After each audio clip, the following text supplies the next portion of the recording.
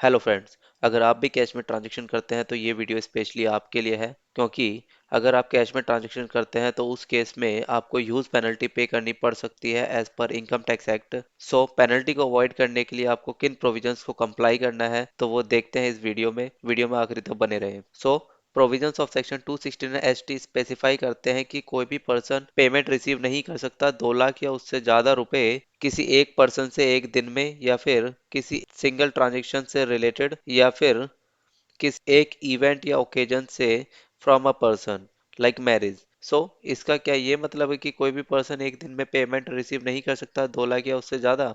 ऐसा नहीं है, क्योंकि यहाँ पर कुछ मोड ऑफ पेमेंट्स बताए गए हैं। उन मोड ऑफ पेमेंट से आप पेमेंट रिसीव कर सकते हैं 2 लाख या उससे ज्यादा, तो उन केसेस के अंदर पेनल्टी अप्लाई नहीं होगी। तो चलिए देखते हैं कि क्या यहाँ पे मोड ऑफ पेमेंट्स हो सकते हैं। तो पहला मोड ऑफ पेमेंट्स है चेक। आप चेक के थ्रू ले सकते हैं पेमेंट, या फिर बैंक ड्राफ्ट के थ्रू ले सकते हैं, या फिर electronic clearing system like RTGS, IMPS, NEFT. तो वो इलेक्ट्रॉनिक क्लियरिंग सिस्टम में आ जाएगा। और other prescribed modes, other prescribed modes में कवर होते हैं यूपीआई लाइक फोन पे, पेटीएम। इनके थ्रू आप 2 लाख या उससे ज्यादा की पेमेंट रिसीव कर सकते हैं, तो उस केस के अंदर कोई भी पेनल्टी लेविएबल नहीं होगी आपके ऊपर एज पर इनकम टैक्स एक्ट। तो यहाँ पे क्या एक्सक्लूड किया गया है? तो यहाँ पे जो एक्सक्लूजन है वो है कैश। अगर आप कैश में रिसीव करेंगे 2 लाख या उससे ज्यादा, तो उस केस में वायलेशन हो जाएगा इनकम टैक्स एक्ट का, और उस केस के अंदर पेनल्टी लेविएबल हो जाएगी। पेनल्टी क्या होगी वो देखेंगे वीडियो में आगे। हाउएवर सेक्शन 269 एसटी के कुछ एक्सेप्शन है, जैसे कि अगर कोई पेमेंट रिसीव कर रही है गवर्नमेंट या फिर banking company, post office, cooperative bank, या फिर कोई पर्सन रिसीव कर रहा है बैंकिंग कंपनी से,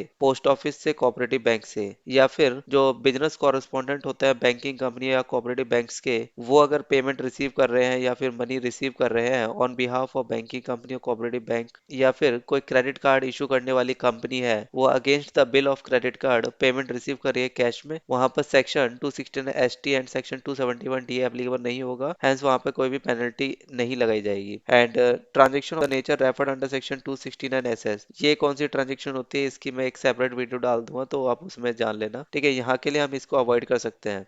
ये है एक तरीके से प्रोविजन ऑफ सेक्शन 269 एसटी का। अब चलिए देखते हैं कि इन केस कोई भी पर्सन रिसीव कर लेता है पेमेंट कैश में 2 लाख या उससे ज्यादा, तो उस केस के अंदर क्या पेनल्टी होगी। इनकेस अगर वायलेशन होता है सेक्शन 269 एसटी का, तो उस केस में section 271 D of income tax act 61 picture में आएगा, और जहां पर पेनल्टी का क्लॉज है, और पेनल्टी यहाँ पे होगी equivalent to the amount received. That means अगर 2,50,000 रुपए रिसीव करे हैं असेसी ने या फिर किसी भी पर्सन ने, तो उस केस के अंदर पेनल्टी लगाई जाएगी 2,50,000 रुपए की। अनदर एग्जांपल ले लेते हैं कि अगर 3 लाख रुपए रिसीव करें हैं तो 3 लाख रुपए की पेनल्टी लगाई जाएगी। इस तरीके की पेनल्टी को अवॉइड करने के लिए 2 लाख या उससे ज्यादा की जब भी कोई पेमेंट रिसीव करे, तो ऊपर मेंशन किए गए चार में से कोई भी एक पेमेंट मेथड फॉलो कर सकते हो आप। हाँ, कैश में रिसीव मत करना, अदरवाइज आपको पेनल्टी पे करनी पड़ सकती है इनकम टैक्स एक्ट के अंदर अगर आप पकड़े गए तो। इस वीडियो में इतना ही।